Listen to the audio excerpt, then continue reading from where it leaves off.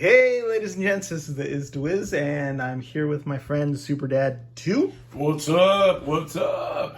So what we have here is another Mythic Legions figure. This is the Centaur. Where do we put that box? I just took him out of the box. Where'd the box go? Okay, so his name is Aphareus. Aphareus. This is the dawning of Aphareus. It's the age of Aphareus. So let me read the bio for you. Here we go. Whoops. All right. Mighty and mysterious, the elusive centaurs of Amberion are just as notable for their sheer power as they are for their connection to the creatures of the realm.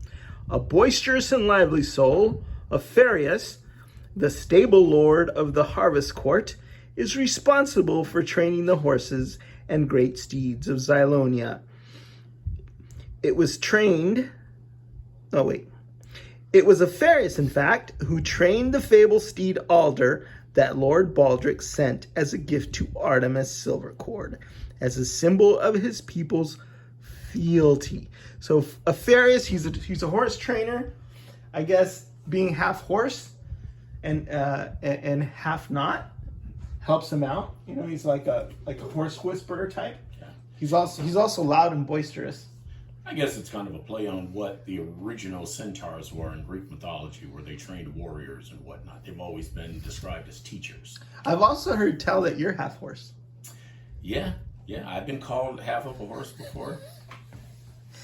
So you probably relate to this figure. And no. I've got stories. So anyway, it's the age of Aphareus. So he comes with everything you see here and this quiver, which I did not put on him. So it's the ubiquitous quiver that we've seen with many other figures before. The arrows don't come out; they're kind of in there, but it's very nicely painted. You know, stylishly gilded with gold, and there's a very, very nice metallic sheen to those green arrow feathers. What do you call those? Tails? No, they're called quilts or queefers? I can't remember the name of them. All right. Whatever they're called, they look good because there's a metallic green, which really, really complements the metallic green on the pauldrons there. And look at that. Right here, that lovely metallic green on the leaves. You can't Google it and then try to act like you thought of it. I'm glad you stopped me because that's just what I was going to do. All right. So he is, magnificent. He's attired in sartorial splendor. I really like all the gold along the edge of the pauldrons. I like the gold here on the gauntlets. Beautiful highlights. So, no, it's super nice. It really makes it pop. He's got this beard scrunchie right here, like this metal scrunchie that holds his beard. There's a name for that, too. Yeah, I wouldn't know what it is, though, because I've never had a beard that long. And that's gold. Fletchings. That's what they're called. Okay, fletchings. Fletchings, thank you. Fletchings. Okay. Fletch lives. Okay, so then you have... What I really like is how all these little accents really make the outfit pop. I love these little rivets here. I think those are silver. And then just the subtle different shades and colors. The leathery brown, and then you got the tan cloth, and then you got the metallic greens. He just looks really, really good. And I guess this would be leather armor. So, yeah, it would make sense. Right? Since he's a woodland creature, he just killed one of his buddies and made pauldrons out of him. And then the horns, there's just a lot going on in here, but it all complements everything else. One thing I really like are these freckles that he has on his head. Lacers. The thing on his beard is called a lacer. Okay, nobody cares. But thanks for that. Why'd you bring it up? So, look at that hairstyle, though. Look at that long braid in the back, right? he's got a magnificent flowing mane ponytail of hair, and then he's got his regular tail back here. So he's got, and then he's got all this, the hair on his legs. Forelocks, fetlocks, I don't know what they're called. He comes with this bow, a golden bow with, this is neat. You know that it's got an elastic cord, right? Huh. Elastic cord with no arrows. Most of them come with arrows. I don't know if it fell out of the box and rolled on the floor or whatever. Maybe it doesn't come with arrows. But I would have to say, looking at the floor, no. Okay, so maybe this one doesn't come with an arrow. Somebody correct me if I'm wrong, but do that in the comments. But this, I've actually almost shot my eye out with these because that'll work. You knock an arrow in there, and then you let it fly, and that thing will travel. It's an actual working bow at this scale. Well, that's why they have the warning label on the front, not meant for people with mentalities 12 or younger. It's an adult collector line. Okay, so let me take his sword out because that's cool too. And your point. We've seen this sword before, but I love those curves. It's kind of like an elven sort of sword, and then up here on top of the pommel, what is that? Like a fish or something? I don't know, but it's super cool. The hilt, very cool, elegantly styled, and it's just, you know, it's different colors too, but it matches. You got this like a metallic steel look, and then that fits right there in that belt in the front. This is the new belt that we've been getting. And the other thing that's new about this figure, and this might be the first time we've ever seen, is the brute scale buck. So this is a different scale for the Four Horsemen. This is from here to here, is bigger than a regular Mythic Legion's 1.0 body. Really? Yeah, it's because what they did was they put the 1.0 body on the horse to try to make the Centaur, and they're like, you know what, we're gonna have to retool an entire different buck because it wasn't big enough. Yeah. So they upsized it a little bit and they tooled it, and you know, if they go through, they spare no expense to bring us this. But what's exciting about that is we now have a new scale, and I think this is called brute scale.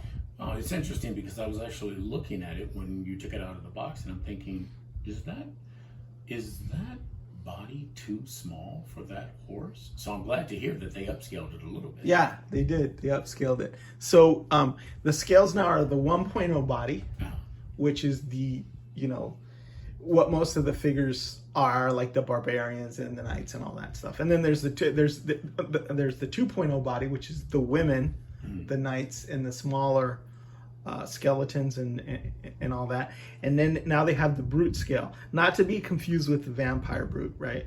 What they used to call the vampire brute. But this is the brute scale. Then they have the ogre scale, and I think they're going to have a half giant scale as well. Okay. So it's kind of cool when you look at your shelf and you've got figures that are like all different sizes. And even though I know that their theme has been this long before the release of the new Amazon series and HBO series and Disney series, I guess respectively, that's going to be Lord of the Rings, Dragon Throne, or whatever it's called, Game of the Thrones prequel, and Willow, which is going to be Disney. The timing was great because these series have debuted, and people are looking at them. And fantasy is back. Fantasy, and this is Xylona's flock, so this is kind of the mages and mystics. I think he's part of Xylona's flock. Yeah. Let me check. So. I also have been looking at some of the images from the new game. Like if you go to Legion's Lair, where they interview the guys who are actually making the Mythic Legion's Tactics game, and just doing a beautiful job. And I could see this guy sauntering through some of these really, really cool environments and stuff. I don't know if he's probably not going to be a character in that game, but it's just the whole world is getting fleshed out. So you're going to have a video game. We have all these different sizes. And like I was saying, I like is that modeling or like freckles on his head? I really like that. And if you look like even under the pauldrons, you can remove the pauldrons. I think there's a little bit more of that going on the neck. It sort of blends in, and it's sort of the theme of he's man, but he's a beast, right? Right. So I love these little touches. What did you say these little things are called? Lacers. Okay, so lacers are the ones on his what is this? Is this part of his beard or is that his? It looks like it's part of his hair coming down. It's either part of his hair or he's got some Yeah, I think really, it's part of his really hair. long It's sideburns. those elven deals. You know how they have the parts of their hair braided. Okay, Like so, in the back, he's got a ponytail in the back, but a lot of times. so there's a mini lacer there. There's a mini lacer there, and they're up here on the top. Just the detail on that is gorgeous, gorgeous. Another one in the back, right? No, this is one of my. I won't say it's my favorite line of theirs. That'd be unfair. I probably feel that way because it's the newest. But in recency bias is what that's called. Yeah, but this is a great wave. This is the same wave as the vampire guys came out in. I did pick and choose. I didn't get everything from it because I wasn't necessarily A completist. Yeah. Yeah. But there was just some must-haves. Well, this is a wonderful cherry to pick, and it's very unusual because I can't think of any other centaurs out there other than maybe the Harry Potter. May have had an action figure, but nothing with this level of articulation. Yeah, and the Harry Potters were, they were much smaller in scale when some of them came out. I mean, and it just couldn't compare. Right. It just couldn't compare. Let me ask you this, because this is a question that this is the kind of thing that I like to ponder. Is it wrong to ride on a centaur? It depends on the centaur, right? It's just like a woman. Some you can ride. Consent is key, right? There has to be consent. No, but I'm just saying that, like, would you put another figure up there, put a saddle on him, and then have I don't know. I think women Artemis. and children. I think women and children have always been the choice of centaurs to allow to ride on their back. So women and children, but not men. Not men. Well, that makes sense. Because Keep in mind, it's great. You can tell he's a proud creature. Yeah. Well, So he would be chivalrous and a gentleman and would allow women and children to ride, but not a guy. Well, I mean, there are overtures in both Greek mythology and history to say that homosexuality. Oh, I'm going to stop you right there. Okay, I'm just saying, right? I mean, unnecessary tangent. Unnecessary tangent. But I'm just saying we get back to the consensual thing, right? No, I'm just saying this guy. Okay, and then if you want to go down that rabbit hole, is it okay for him to have a girlfriend that's full horse, a fine filly? I don't know. All right, this is going south. I'm sorry, guys. I apologize. But let me say this to that, which is appropriate, articulated tail, and not inappropriate to say. I do think you're right. Much like a warrior would not let another warrior ride on his shoulders because he's like, you should be man enough to handle it yourself, or warrior enough to handle it on yourself. He may also say no to a female warrior, saying you need to be able to stand your own right, in your own right. So yeah, he's a feminist. Well, yeah. Yeah. All right. Cool. So what we got a pike. That's a trident. So he's loaded for bear. He's got the trident. He's got the sword. He's got the bow. He's got ranged weapons. He can just run over you with his hooves and stomp the heck out of you. Yeah. But there's a real air of nobility. He looks very, very civilized. I love the profile on him. Yeah, he's hardcore. I mean, after he's gone to the bathroom, he just hasn't peed. He's stampede. So I'm just hardcore. Okay. And if you guys get these and you look under the loincloth here, you might learn some mysteries of the Centaur Kingdom and answer some questions that have long under there. That would be a mystery. So, okay, we're really going south here. So, okay, it's a beautiful figure. I think it's one of the highlights of what's been deemed the Alethea wave. Even though this is a Xylonis flock figure. I agree. I'd love to see some more. I'd love to see like a female centaur. Is there such thing as female centaurs? I mean, sure. I doubt I would buy it, but I mean, sure, it'd be great to have. It'd be beautiful. I don't doubt it. And I don't think anybody else has ever done one. But then you'd have to tool up a brute scale female buck. Not necessarily. I mean, brute scale female buck. Not necessarily it's female. I mean, I think your female buck would have to be more or less maybe the horse itself, a smaller version of it.